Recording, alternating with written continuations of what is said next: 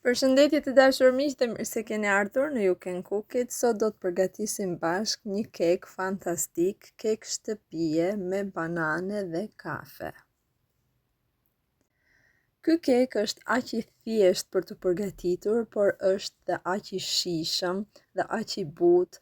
Është super i mirë të dashur miq. Unë kam përdorur gjithashtu dhe fruta të thata brenda dhe sipër, prandaj ka dalë në këtë formë si duket. Kam përdorur një tepsi furre normale, sepse në tepsira normale keku piqet shumë më shpejt dhe më kollaj.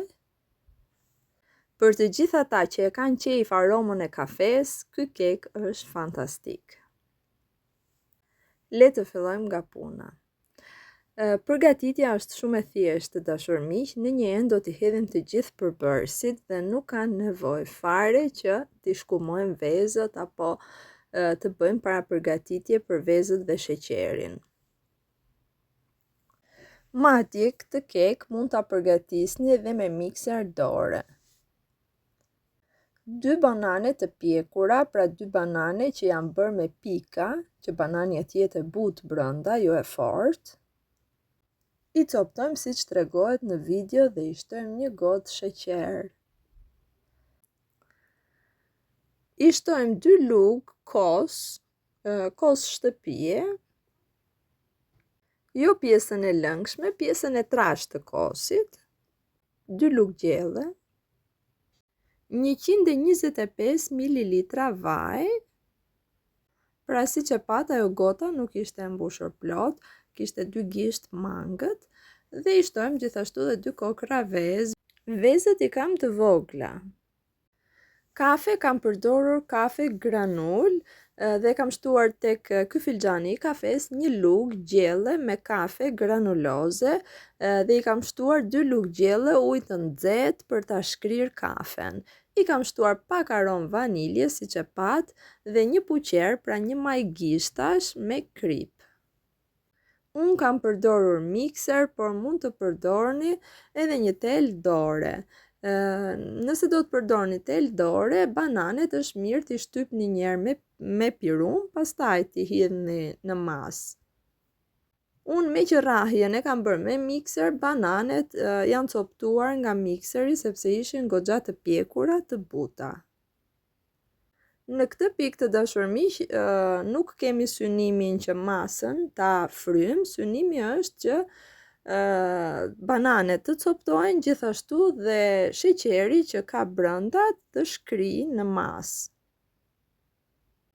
Pra e rrahim masën për 2-3 minuta sa të shkrijë pak sheqeri dhe copëzat e bananes të jenë coptuar. Siç e pat, kam shtuar dhe kafen dhe pastaj kam filluar t'i shtoj miellin. Miellin nuk e kam matur, ja kam shtuar me lugë, i kam shtuar një 5 lugë, i kam shtuar gjithashtu dhe fryrësin për ëmbëlsira dhe e kam trazuar me 5 lugët e para si fillim dhe e kam parë në konsistencë. Çdo kek ka një konsistencë të caktuar të dashur miq. Për këtë arsye, miell do të shtoni me lugë derisa të bëhet një masë e trashë, por gjithashtu e rrjedhshme nga tasi. Siç e shikoni, unë këtu kam shtuar 5 lugë të tjera me miell dhe kam filluar ta trazoj sërish. Pra, kam shtuar miell derisa konsistenca e kekut të më pëlqejë.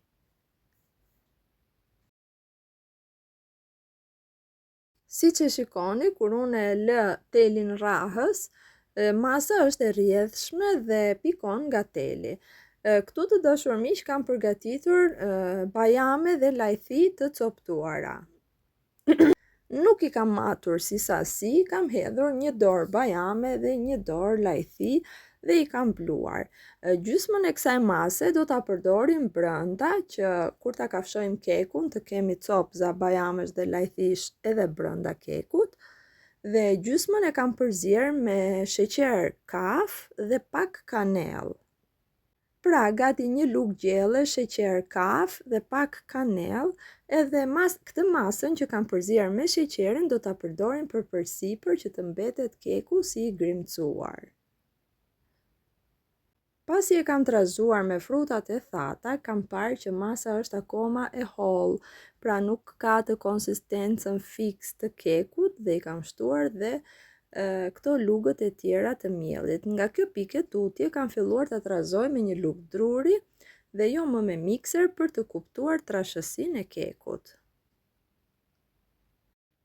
Keku im në total ka marrë 14 lugë gjelle me miell dhe kjo do të ndryshoj të dashur miq sipas madhësisë së bananes që do të përdorni, madhësisë së vezës, llojit dhe trashësisë së kosit që ju do të përdorni. Keni parasysh që të ketë një konsistencë të tillë, ndoshta ju mund t'i shtoni 10 lugë, ndoshta ju mund t'i shtoni dhe më pak ose edhe më tepër, por keni parasysh që të formohet një konsistencë e tillë, një trashësi e mesme, do ta shikoni dhe kur ta hedh në tepsinë e xhamit që kam përdorur. Unë kam përdorur një tepsi xhami katrore, kjo tepsi është 26 me 26 cm. Keni parasysh që kur përdorni tepsi xhami, vendoseni jo në katin e mesëm, aty ku rri zakonisht teli i furrës, por vendoseni një më poshtë, sepse xhami nga poshtë e ruan domethënë kekun dhe nuk digjet për një herë. Për këtë arsye vendosim një kat më poshtë se që vendosim zakonisht. E shpërndajmë një trajtësisht siç duket në video dhe e fusim ta pjekim në furrë me 180 gradë ose me aq sa i piqni ju kekun zakonisht dhe do ta pjekim për gati 40 minuta. Ky nuk është një nga ata kekët që nëse hapim furrën do të na bjeri. Ky është një kek shtëpie i përgatitur me vaj dhe nuk është rrahur me shkumën e të bardhave të vezës që të jetë delikat, pra të bjeri në vëllim. Për këtë arsye, pasi të ketë kaluar 30 minuta, mund t'i ngulni një kunj dhëmbësh për ta kontrolluar që a është pjekur apo jo. Unë e kam pjekur për 40 minuta të plota. Dhe si që shikoni, kam marrë këtë ngjyrën e bukur në të kuqe rremtë. Për sipër i kam shtuar para se ta fusim në furrë atë një lugë sheqeri të përzier me frutat e thata, siç ju thash, dhe frutat e thata mbeten kështu të grimcuara për sipër dhe krokante. Del fantastik të dashur miq, ka një aromë fantastike, ka aromën e kafes, ka aromën e bananes, është super i butë, nuk është i thatë, nuk është nga ata kekët e fortë që të mbesin kështu në fyt mezi kalojnë, është goxha me lëng, si të thuash. Është fantastik të dashur miq, ju sugjeroj shumë që ta provoni, një kek shtëpie, shumë i shijshëm dhe me një aromë fantastike. Jam e sigurt që fanatikët e kafes do ta pëlqejnë jashtëmase.